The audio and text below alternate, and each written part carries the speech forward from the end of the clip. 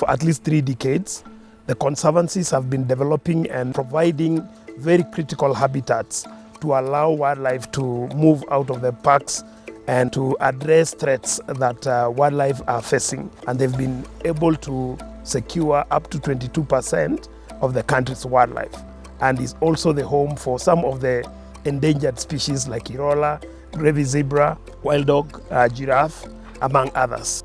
In Kenya, wildlife conservation is a critical pillar of the country because between 10 and 14% of the country's GDP depends on wildlife, and more than 1.6 million jobs are created by the wildlife industry, which up to 80% of which is dependent on safaris going to natural places.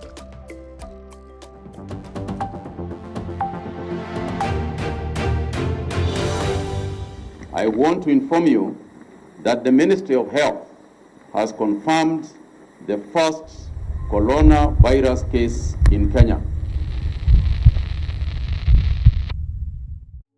We have been doing so well because the sale is good, depend with the marketing or depend with the zone, up to COVID. Immediately Corona struck, totally we came almost zero of closing the facility.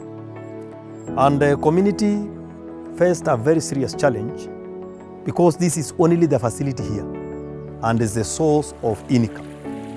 So it becomes so difficult to explain to people the feature of the conservation, because how do we sustain it when there's nothing coming in? The Conservancy had great expectations of scoring a higher revenue base during the year 2020 because we had a full booking of the lodge for the whole year. With COVID coming in, all the bookings were cancelled. We didn't do any business or very much business in 2020. And we are unlucky to lose 2 of our rangers from insecurity who sustained gunshots and died. And that was a big blow for our Conservancy and for our rangers as well, and for the entire security of the community. Mahali tulikuwa tunaelekea ni mahali pabaya sana, juu ningeenda nyumbani.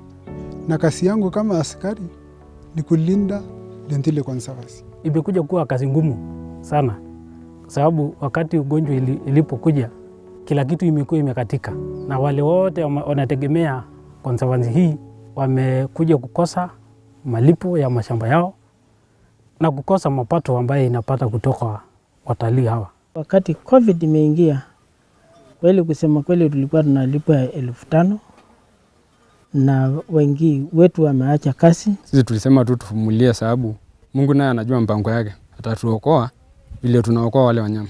Having no business also means the effects will be transferred down into conservation. So we were not able to pay rangers and we had to look elsewhere. And that's when we wrote proposals to KWCA, and we were very fortunate to get one of our proposals accepted. The first 4 conservancies that reached to us occupy an area of about 64,200 hectares of very vital habitat. In our response, we quickly organized ourselves and we contacted one of our long-term partners, Fauna Fauna International. And fortunately, they had already secured funding through Lisbet, Rausing and Peter Baldwin, which is also a charity in the UK. And they managed to support KWCA to the tune of $250,000 to provide up to $50,000 grants for emergency needs of the conservancies. The grant supported all the staff within Lumo. The Tsavo landscape experienced a lot of fires, and we didn't have the proper gadgets to fight these fires. But happily, through the grant, we managed to procure some of the firefighting gadgets, and also we managed to do fire breaks within a hotspot of fires within the Conservancy and also outskirts of the Conservancy areas. Additionally, the grant also supported some infrastructure development within the Conservancy. The Satawa LRI community, we have 2 boreholes. One, the one running this facility to provide water. Another one is a community borehole, which is very critical because both livestock and wildlife, they depend in this water point. The borehole are staying for over 3 years when there's leakages, so there was a lot of waste of water. You pump about, let's say, 1,000 liters of water, but you end up only using 500. So you lose 500. We are not saving a lot and we are spending more. So it was very, very, very costly to run that borehole. When it was repaired by KWCA FFI fund, the community are happy for 2 good reasons. One, the water is clean, and now is 100% sure the water is available.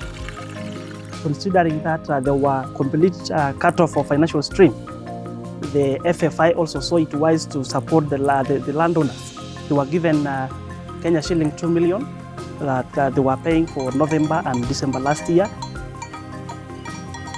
All our outposts have been destroyed by the illegal invaders, and some of that fund will go into refurbishing those outposts, and we will be able to move them back into those strategic areas within the Conservancy for them to be able to monitor and stay within the conservation area. Tulipata mask, pia tulipata sanitizer, tulipata hizo vitu ambayo tulikuwa tunatumia kwa njia ya kuzuia mambo ya corona. KWC waliweza kutuletea uniforms kuanzia kofia, trouser, shirt, boots pamoja na belt. Hiyo pesa ya FFI imekuwa ikitusimamia. Kwa hivyo tumekuwa tukienda patrol zetu vizuri. Hakuna siku gari imekwama wala sisi kukosa mishahara. I was very pleased to visit the Conservancies 2 weeks later, and I found that all the rangers were now back to work.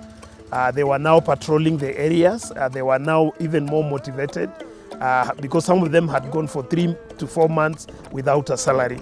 Wakati sasa tumerudi kazi, na pia wanyama wetu wakarudi kama lion, kama wild dogs, grave zebras, elephants, na sasa wako kwa wingi sasa. So nimefurahia sana kuwaona wakiwa wamerudi. Rangers ni watu muhimu sana kwa conservation area. Sasa kama sasa kwa mfano Olentile Conservancy, hatuna fence. So fence sasa ni kama sisi rangers. Sisi ndio tunasunguka hilo yote, tunashunga wanyama, tunashunga pia hiyo wachungaji wasiingie.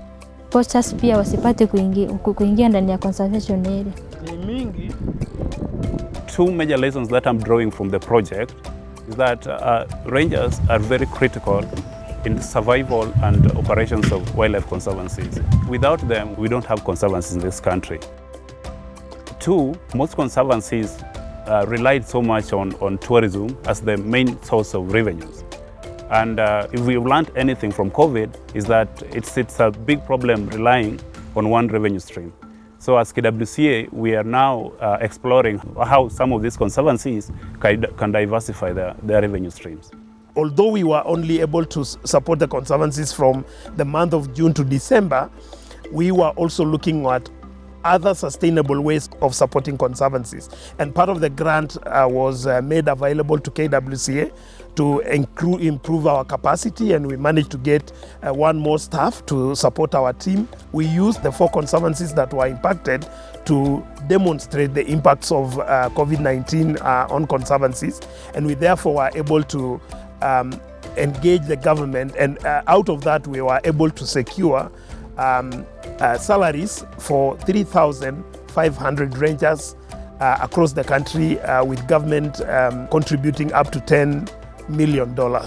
And today those rangers that were supported under the program have now been transitioned to receive direct support, especially for the salaries from government. And our work now is to support the other corporations. We are very grateful to FFI and to the Lisbet, Rausing and Peter Baldwin funds for making this grant available to support us so that this conservancy can continue their operations. KWCA ametusaidia vizuri sana. Hiyo ndio imetuokoa ndani ya COVID. Tunawashukuru sana ndio mlipata kutusaidia ndio tukarudi kazi sasa. FFI na KWCA. Nashukuru kabisa. Mmefanyia sisi kazi mzuri.